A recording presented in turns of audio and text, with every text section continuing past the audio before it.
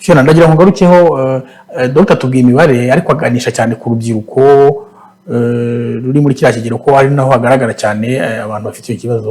Mwebwe abantu mukorana ikigero cy'imyaka ubona kimeze gite? Abenshi ni bande? Murakoze cyane nk'uko muganga yari yabivuze, ntago ari uko imibare dufite ngo icyiciro runaka dukorana nacyo, dufata abantu muri rusange.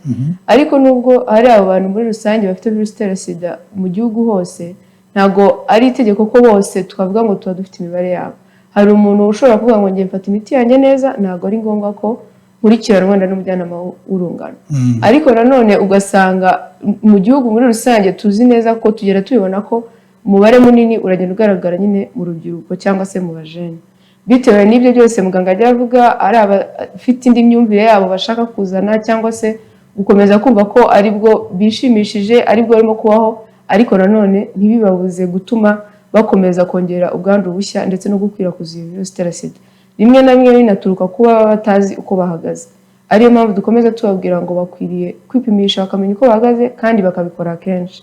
Ikindi, umubare munini n'ubundi nyine ukurikije imibare ihari nuko umubare munini uri mu rubyiruko cyangwa se ese umuntu abiterwa n'iki? Ni nk'ibyo byose twavuze, ibintu abantu bagenda bishoramo, ubusinzi n'ibindi byose, no kuba batazi uko bahagaze cyangwa se n'amakuru ahamye n'ibindi bagenda bizera bitandukanye, ntabashe kumva ko kwipimisha ngo amenye uko ahagaze aricyo cy'ingenzi kurusha cyane uko yabasha kuvuga ngo nzapimisha sida ijisho ngo ndebe runaka amenye ngo afite virusi itera sida cyangwa se ntayo afite. Okay, Dr. mu bushakashatsi mukora mwebwe mu kazi mukora, kubera icyo urubyiruko ari rwo rwugarijwe n'izi ndwara zandura mu mibonano mpuzabitsina harimo na sida? Muri iyi minsi turi kubona navuga impinduka zigenda zigaragara mu myitwarire y'urubyiruko,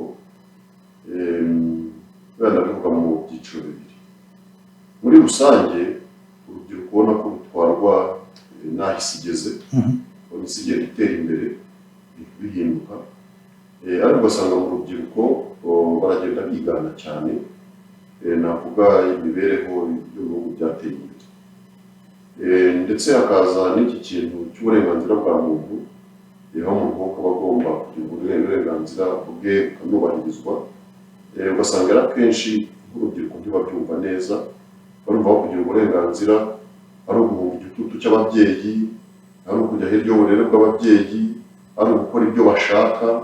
Noneho ugasanga abana bageze muri ya myaka y'ubugimbi n'ubwangavu no kuzamura bafite imyitwarire idasanzwe, cyane cyane ndanakigarukaho, buriya iyi myitwarire buriya ishobora no guterwa n'ikigero bagezemo, kuko buriya iki kigero cy'ubugimbi n'ubwangavu muri ya myaka 10 kugera kuri 20, imibiri no kuri ya misemburo ko ya kigabo cyangwa ya kigore.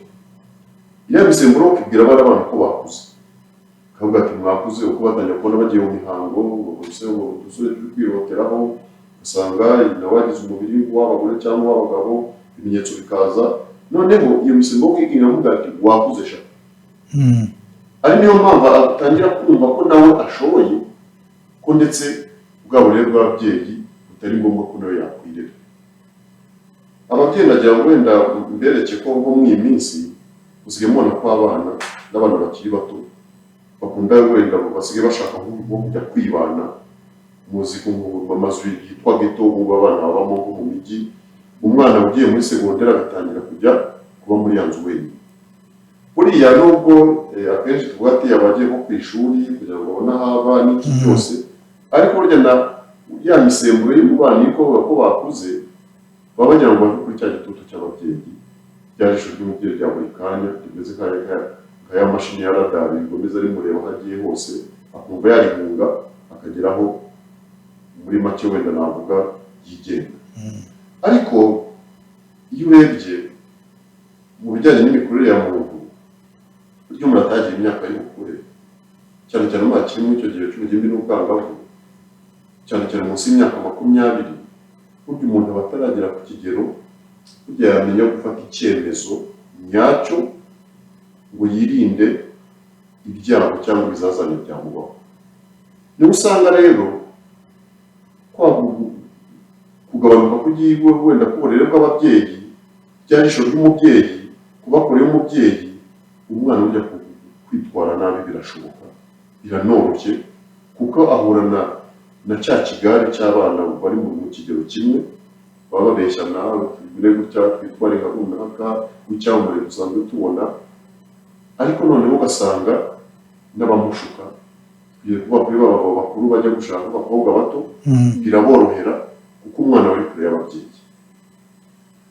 Ikindi nacyo twavuga cyakajije n'umurego, aho twagiye tubona nk'indwara zimwe na zimwe zagiye zituma wenda hari imyitwarire ihinduka mu bantu nka COVID-19, twagiye tubona hari imico yagiye ivuka mu rubyiruko by'umwihariko. Turabibona mu Rwanda, usanga haba mu mijyi haba mu cyaro ubu abana bari kunywa inzoga cyane bagakoresha n'ibiyobyabwenge bindi bisanzwe.